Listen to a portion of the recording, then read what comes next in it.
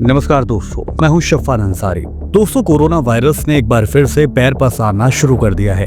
भारत में कोविड-19 पॉजिटिव लोगों की तादाद 1000 के आंकड़े को फिलहाल पार कर चुकी है। वहीं राजधानी दिल्ली में फिलहाल एक्टिव केसों की संख्या 104 को क्रॉस कर चुकी है। दिल्ली के साथ साथ महाराष्ट्र की बात कर लीजिए, केरल की बात कर लीजिए, इन तमाम राज्यों में कई राज्यों में इसी तरह से केस दर्ज किए जा रहे हैं। इसको लेकर भारतीय आयुर्विज्ञान अनुसंधान परिषद यानी ICMR ने प्रतिक्रिया भी दे दी है। ICMR का ये कहना है कि फिलहाल घबराने की जरूरत नहीं है। अगर वायरस के बढ़ने की वजह तलाशें तो पता चलता है कि कोविड-19 के बढ़ने की वजह नए वेरिएंट का आना है। स्वास्थ्य मंत्रालय के मुताबिक NB 1.8.1 और LF.7 और JN.1 वेरिएंट की वजह से केसों में लगातार बढ़ोतरी देखी जा रही है। सिर्फ हिंदुस्तान ही नहीं बल्कि अमेरिका में भी नए वेरिएंट के केस पाए जा रहे हैं और ये वेरिएंट चीन में भी पाया गया था। अब एशिया के दूसरे देशों में भी ये फैलना शुरू हो चुका है। ICMR के डायरेक्टर जनरल डॉक्टर राजीव बहल ने ये कहा है कि अभी तक जो केस सामने आए हैं वो ज्यादा गंभीर नहीं है। उन्होंने कहा है कि भारत में कोविड-19 संक्रमण बढ़ जरूर रहा है, लेकिन चिंता की कोई बात नहीं है क्योंकि ये गंभीर फिलहाल नहीं माना जा रहा। हम इस पर कड़ी नजर बनाए हुए हैं। साथ ही उन्होंने ये भी आश्वासन दिया है कि सरकार एक्टिवली तमाम मामलों की लगातार मॉनिटरिंग भी कर रही है। बहल का कहना है कि अभी तक सभी कोविड मामलों में गंभीर मामलों का परसेंटेज आमतौर पर कम नजर आ रहा है। स्वास्थ्य मंत्रालय की ऑफिशियल वेबसाइट के मुताबिक कोविड-19 की वजह से इस बार महाराष्ट्र में 3 लोगों की जान अब तक जा चुकी है। वहीं केरल की बात करें तो यहाँ पर भी कई लोगों की जान गई है। इसके अलावा कर्नाटक की अगर बात करें तो कर्नाटक में एक शख्स की मौत कोविड की वजह से, कोरोना की वजह से हुई है। राजस्थान के जयपुर से भी एक मौत का मामला सामने आया है। स्वास्थ्य एवं परिवार कल्याण मंत्रालय की तरफ से जारी किए गए नए आंकड़ों के मुताबिक हिंदुस्तान में कोविड के 1000 से ज्यादा मामले हैं, जो तकरीबन 1010 हैं।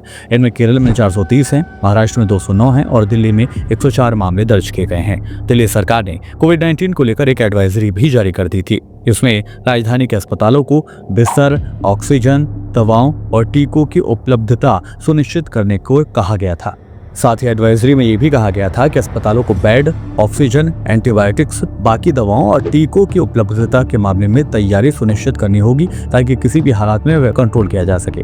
वेंटिलेटर के अलावा ऑक्सीजन कंसंट्रेटर और PSA जैसे सभी डिवाइस को भी चालू हालत में रखने के लिए कहा गया है। बढ़ते जोखिमों को देखते हुए WHO ने भी अब NB 1.8.1 को वेरिएंट ऑफ मॉनिटरिंग के रूप में डिवाइड कर दिया है। अब तक इसे वेरिएंट ऑफ इंटरेस्ट के रूप में देखा गया था। वेरिएंट ऑफ मॉनिटरिंग का मतलब ये होता है कि अब वायरस के इस रूप को लेकर प्राथमिकता की बुनियाद पर ध्यान देने और निगरानी की जरूरत है। वेरिएंट ऑफ इंटरेस्ट के दौरान वायरस में नए परिवर्तन और इसके असर को समझने की एक तरह से कोशिश की जाती है। इस वर्गीकरण का मतलब ये होता है कि वेरिएंट ज्यादा चिंताजनक नहीं है। खबर है कि इससे वो लोग भी संक्रमित हो रहे हैं जो पहले से वैक्सीनेशन की डोज पूरी कर चुके हैं या फिर बूस्टर शॉट भी ले चुके हैं, बावजूद इसके वो भी इसकी चपेट में आ रहे हैं। ऐसा इसलिए हो रहा है क्योंकि वक्त के साथ साथ बॉडी में बनी इम्यूनिटी भी कमजोर होती जाती है। इसीलिए ये वायरस तेजी से फैल रहा है और लोगों को अपनी चपेट में ले रहा है। डॉक्टर बताते हैं कि ज्यादातर लोग घर पर ही ठीक हो रहे हैं। बड़ी तादाद में ऐसे मरीज भी हैं जिनको पता तक नहीं है कि वो संक्रमित हैं। हालांकि कोमोरबिडिटी या कमजोर इम्यूनिटी वालों को कुछ हालात में अस्पताल में दाखिल कराने की जरूरत भी पड़ रही है। फिलहाल ऐसे मरीजों में कोई अलग या फिर गंभीर लक्षण नहीं देखे गए हैं। इस वायरस के लक्षण की बात की जाए तो इनमें भी लगातार खांसी, गले में खराश और थकान, सिर दर्द, भूख न लगना, सांस में परेशानी या बाकी गंभीर परेशानियां इसमें नहीं हो रही हैं। ऑक्सीजन की कमी के मामले भी फिलहाल नहीं है। वेरिएंट संक्रमक जरूर है लेकिन खतरनाक या जानलेवा इसे नहीं माना जा रहा है। यानी कहा जा सकता है कि आने वाले वक्त में इस कोविड के नए वेरिएंट से इतना ज्यादा खतरा या पैनिक होने की जरूरत नहीं है। हाँ, अगर लक्षण महसूस होते हैं तो वक्त रहते डॉक्टर के पास जाकर अपना ट्रीटमेंट कराना जरूरी है।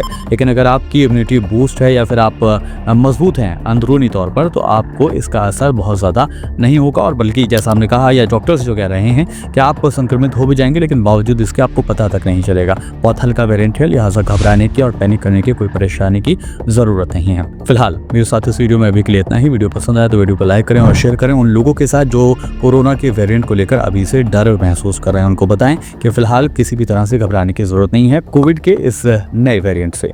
फिलहाल दीजिए इजाजत, फिर होगी मुलाकात। नमस्कार।